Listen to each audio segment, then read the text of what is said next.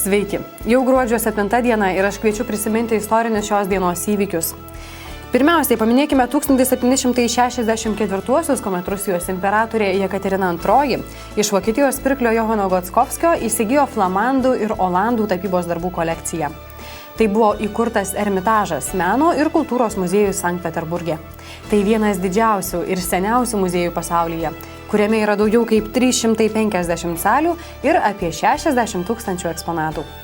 O 1941-aisiais Japonija užpuolė Jungtinių Amerikos valstijų Pearl Harboro karinę bazę Havajuose. Kitą dieną po šio antpuolio Jungtinės Amerikos valstijos ir Didžioji Britanija paskelbė Japonijai karą. Jungtinės valstijos įstojo į Antrąjį pasaulinį karą. Lietuvos sostinėje surengta Europos saugumo ir bendradarbiavimo organizacijos ministrų tarybos sesija į istoriją gali įeiti kaip charakterio parodymo ir svaidymosi žaibais konferencija.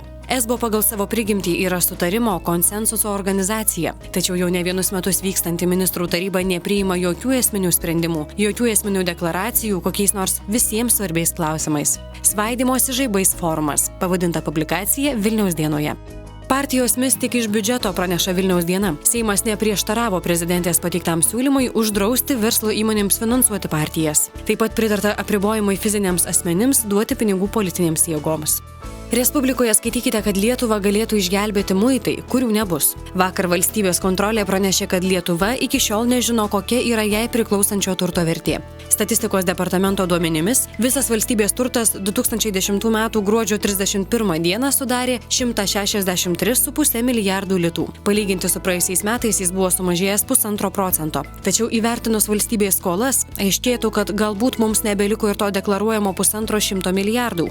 Gausėja oro tiltų į Maskvą, praneša Lietuvos rytas. Gali būti, kad netrukus Maskva taps viena lengviausiai iš Lietuvos pasiekiamų sostinių, į priekį praleidusi nebent Londoną. Prie 2 oro bendrovių dabar skraidinančių iš Maskvos į Vilnių ir atgal netrukus prisidės dar viena, tik ji pasirinko Kauną.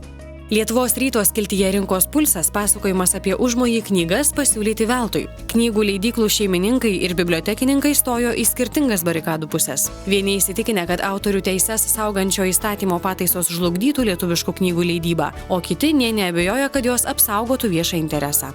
Verslo žiniose antraštė skelbia, kad ant šventinio stalo daugiau lietuviškų ančių ir žąsų. Lietuvoje padaugėjo augintojų. Smulkieji ūkininkai atrado, kad tai neblogas sezoninis uždarbis ir ėmėsi auginti šiuos paukščius. Tiesa, kaip ir ankstesniais metais, lietuviškų paukščių bus sunku rasti prekybos centrų lentynose. Vietinių sparnuočių kiekiai per maži ir kainos per aukštos, kad tinklinės parduotuvės imtų juos pardavinėti.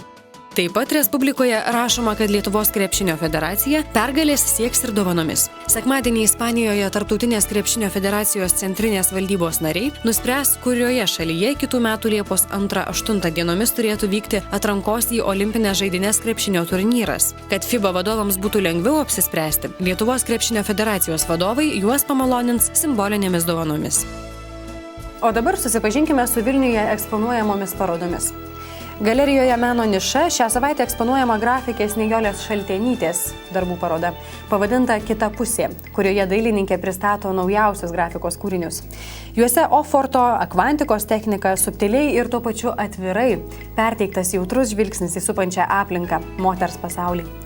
Beje, dailininkės kūrybinė veikla įvertinta Lietuvos Respublikos ordino už nuopelnus Lietuvai Riterio kryžiumi ir daugybė kitų apdovanojimų. Kita paroda meno mėgėjų lauks iki metų pabaigos Prancūzų institute. Tai spaudos fotografės Enija Sulin daugelį metų amžintos rašytojų rankos, kurios pasako daugiau nei jie patys. Rankos išduoda jausmus, asmenybę, bėgantį laiką.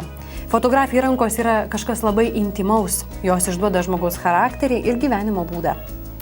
Ir dar viena paroda, kurią noriu Jums pristatyti, tai yra Lino Katino tapyba ant medžio plokščių.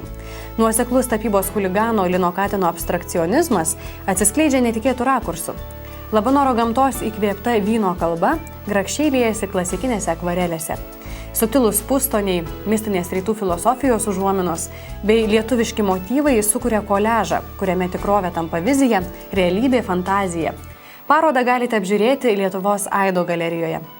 Šiandien viskas. Ačiū už dėmesį, mes susitiksime rytoj.